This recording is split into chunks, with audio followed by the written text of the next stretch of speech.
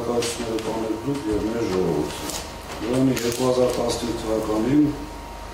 ՀԵՑՊԲ-ն ձեռք է բերվել Հաշի գրուպի կողմից իդեմս Սամվել Կարապետյանին։ 15 թվականին եղել է շատ վատ վիճակ։ Ես իմ բազմաթիվ հարցազրույցներում նշել եմ, այսօր ևս ցանկանում նշել, որ մեր սխալը երևի թե եղել է այդ շատ վատ վիճակը չներկայացնել շատ մանրամասն։ Որից հետո կազմել է ներդրումային ծրագիր, որից հետո ներգրավել են միջազգային գործընկերներ և տարվել են աշխատանքներ, որպեսզի այդ վատ վիճակը կամաց-կամաց բերվի և համապատասխանեցվի միջազգային զարգացած երկրների փորձին։ Ցանկանում եմ ձեզ տեղեկացնել, որ 2015 թվականից սկսած KPMG կազմակերպությունը ամեն տարի մեզ մոտ անցկացրել է աուդիտ, ուրեմն հարկային ստուգումները 2018-22 թվականներին ընկերությունում ավարտվել են զրոյական ակտով,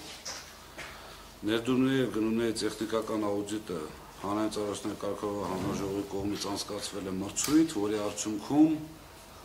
հաղթել են միջազգային շատ լուրջ հեղինակություն ունեցող GT և BDO Armenia ՀԲ-ները։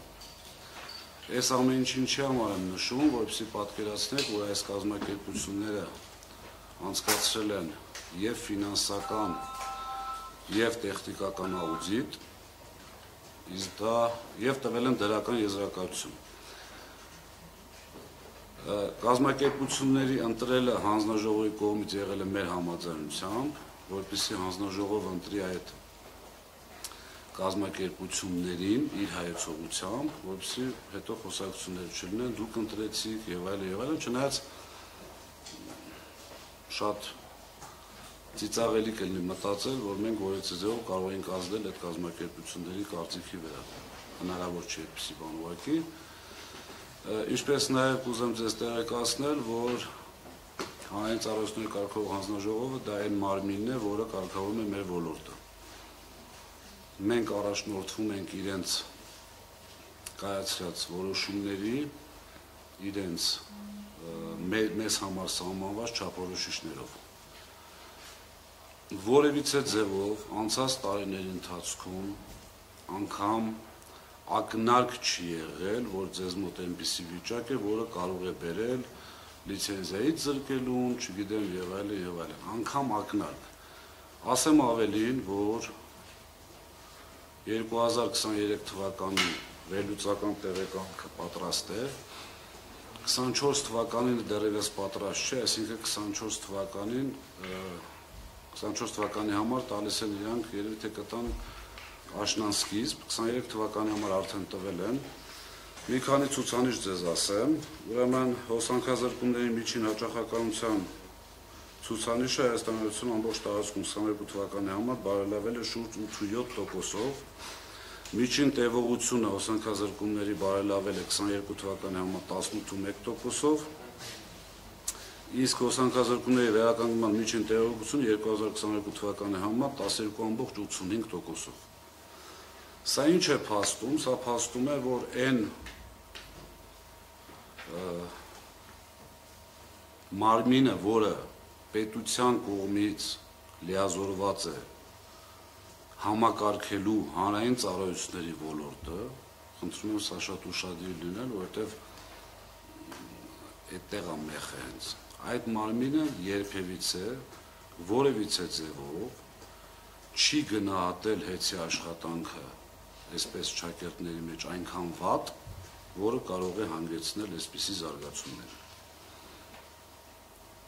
Հանրային ծառայությունների կարգավորող հանձնաժողովը ամեն տարի ընդունում է, սկզբից հաստատում է հաջորդ տարվա ներդրումային ծրագիր, ամբողջ ինչ որ պետք է արվի մյուս տարվա ընթացքում, որպեսզի ավելի մատչելի լեզվով խոսենք մեր հայրենակիցների հետ, և տարին ավարտվելուց հետո ընդունում է։ Մենակ մի բան կարող եմ ասել, որպեսզի այսպես թվախեղճ չանենք, 23 թվականի ներդրումային ծրագիրը կատարվել է 91.8%-ով, որը չեմ ուզում զուգահեռներ տանեմ այլ պետական մարմինների հետ, բայց բավականին բարձր եւ լավ ցուցանիշ է։ Հանրային ծառայությունների կարգավորող հանձնաժողովը ծախսերը ընդունելուց ֆիքսում է ներդրումային ծրագիրը, ֆիքսում է, այսպես ասած, իր կողմից ոչ ընդունելի ծախսերը, այսպիսի կարծիք կա, չէ, որ ասում են դե հետը ծախսում է, չգիտեմ, այնտեղ ինչ ուզում անում է, գումարներ, այս կողմ են կողմ, բացառիկ իրավունք է տրված հանրային ծառայությունների կարգավորող հանձնաժողովին չընդունել այն ծախսերը, որոնք իրենք համարում են ոչ նպատակահարմար եւ չընդունել այն ծախսերը, որոնք իրենք համարում են, այսպես ասած, գները բարձրացված։ Այդ չընդունելը եղել է շատ փոքրիկ թիվ, համեմատած մեր ամեն տարի լինում են այսպիսի ծախսեր, այսպես ավանդույթի պես, որ ինչ-որ բան չընդունենք։ Եղել է շատ փոքրիկ թիվ, համեմատած մեր ներդրումային ծրագրերի հետ, այս ամբողջով ես ցանկացա ձեզ տեղեկացնել, ինչ է կատարվել մինչև մեր սեփականատիրոջ հետ կապված այս գործողությունները, հետ կապված։ Հիմա արդեն անցնենք հարց ու պատասխանի, ոնց եկեք հերթով, բոլորին խոսք կտանք, ոչ մի հարց անպատասխան չի մնա։ Հա, եկեք այսպես շարքով հերթով սկսենք, խնդրեմ։ 168 ժամ Զարուհի Գուլանյան, պարոն Ղազարյան, ձեր ներկայացրածին վստահ եմ ծանոթ են նաև Հայաստանի իշխանությունները, շատ լավ ծանոթ են, ամեն դեպքում